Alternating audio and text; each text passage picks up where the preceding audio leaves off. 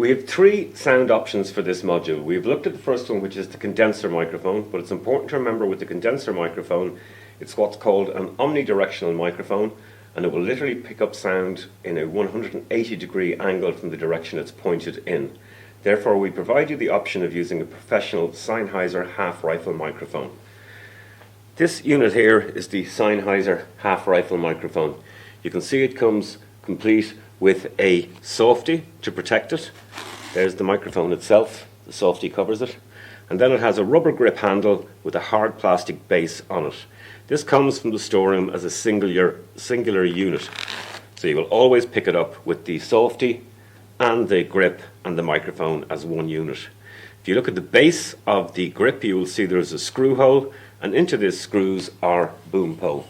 We're using the Rode boom poles, and you can see on the end of the boom pole here that it has a corresponding screw to fit into the hole on the base of the hard plastic grip. We screw this in like so. We plug in an audio cable, and these audio cables, as you can see, are prongs and holes. They can be daisy chained, which means you can ask for more than one, join them together like so, and that way you can extend the distance between your sound person and the camera. There is a release mechanism grip here which enables you to press and release after you have daisy chained, or if you want to remove this end here from the Sennheiser half rifle. So I'm going to pop this in here like so, and this end will now go in to the same input 1 that we looked at on the camera. So as I've said, the condenser microphone is an omnidirectional microphone. It's good for picking up wild sounds, natural noises, street noises. But for interview purposes, we want to use a more professional microphone. So I'm going to press the release button here on input 1 to release the condenser microphone. And I'm going to take the other end of the cable you just saw me plug into the Sennheiser half rifle, and I'm going to pop that into input 1 instead.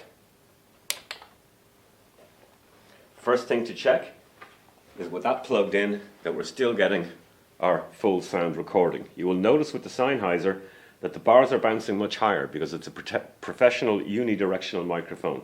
Where you point it, you pick up the sound directly from that. However, the compressor is in play, so you can see that even though it's bouncing up as far as 0, it is not distorting. The red light is not coming on. So here I am with the boom pole and the Sennheiser half rifle, and you can see the cable is hanging loosely. The important thing to note here is that any pull here is going to distort, it's going to give distraction noises on your soundtrack. So straight away, once you've mounted this, we bend the cable over the top of the hard plastic grip, and here we have a groove. So with your thumb, you push the cable into that groove, and now if there's any pressure on the cable, it's absorbed here and it doesn't interfere with our sound. The boom pole can be extended. You don't need to twist anything, you just pull it out to 3 times its natural height. But always hold the cable tight to the boom pole when you are recording. Otherwise the cable itself will bang off the boom pole and that noise will be recorded. So pull it taut, and then in standard boom pole mode, you can see where I'm holding it here like so, and then obviously you've got your boom pole like so. We always see the people in the making of movies holding the boom pole up in the air in a horizontal line like you see me doing now. That's because sound rises. If you want to maximize your sound quality, you make sure that this boom pole, or rather this Sennheiser half rifle, is directly over the head, pointing directly down on the subject who you want to record the sound from. This is because when we open our mouth, sound rises, goes straight up in the air, and the best way to get maximum sound quality is to be literally horizontal with the boom pole directly over the head of your subject, or indeed 2 subjects where you can move back and forth between the 2 subjects in question, making sure you maximize the sound. This professional Sennheiser half rifle will give you much better sound quality. When you are done with recording with your Sennheiser half rifle and boom pole, you simply compress the boom pole like so.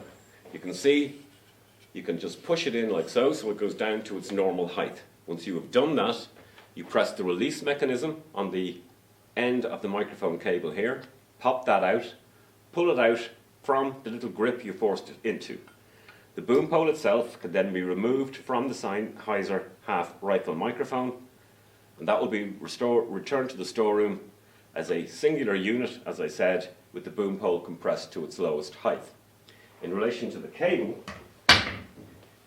remember it's still plugged in to condenser number 1 on the mic, or input number 1 on the microphone here. So we press that release button and take it out. And as with all cables, they have a natural shape.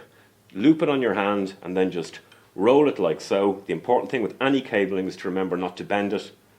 Give it a little wrap around at the end there to hold it in place. And that's the way that is returned to the storeroom. The third sound option we give you is this little pack of radio microphones. When we open up, you will find 2 little Sennheisers in here, a receiver and a sender. The receiver is the one that has this little rectangular shoehorn on the end of it. The sender is the one that has this little clip for putting in your back pocket. Each opens by pressing 2 little buttons on the side that allow you to open the machine like so. You will notice in this one there is a singular battery. In the pouch you will find 2 more spare batteries. We keep the batteries out when they're not in use so the batteries don't drain. You put your batteries back into each of these, into the sender, and note an on-off button here. That's how you will turn it on or off. Similarly with the receiver, press the 2 buttons at the side, put your battery in, on-off again on that one, and close up. In the front pocket of the pouch here, open the zip and you will find 2 distinct cables.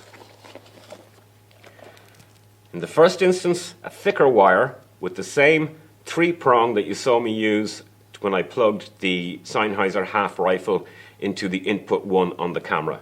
So this one goes with what we call the receiver, and the receiver, as I said, is the one with the shoehorn. This, like headphone socket here, plugs into the AF out on the top of that, and you twist it to lock it into position, and this in turn will be plugged into the camera. In relation to the sender, what we have here is a very delicate little wire that you need to be careful with. Again, the equivalent of a headphone socket on the end, but on this end you can see a tiny little microphone with a clip on it. This will be clipped onto your subject approximately chest height, and he or she, when we've plugged this in and tightened it and powered up, will then be able to either do a piece to camera with no cabling connecting them to the camera, or alternatively you can use these microphones on a singular interviewee, and again you can record them without any cabling connecting them to the camera. So this unit, as I say, will be clipped onto the subject, approximately chest height.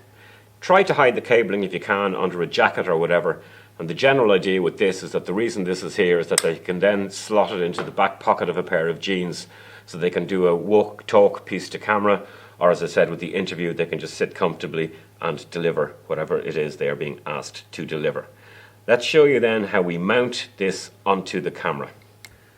So here we have our receiver unit, and as I've said, there is what we call a shoehorn on the base of it here. This shoehorn, this rectangular square, slots into the shoehorn on the top of the camera here. So you basically line it up and slide it in. Once mounted, we will then plug the microphone into input 1. Remember, we will always use input 1.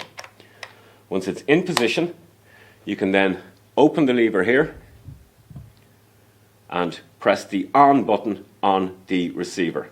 Then take our sender unit, clip the microphone onto the subject, let them wear that in their back pocket, and once clipped on,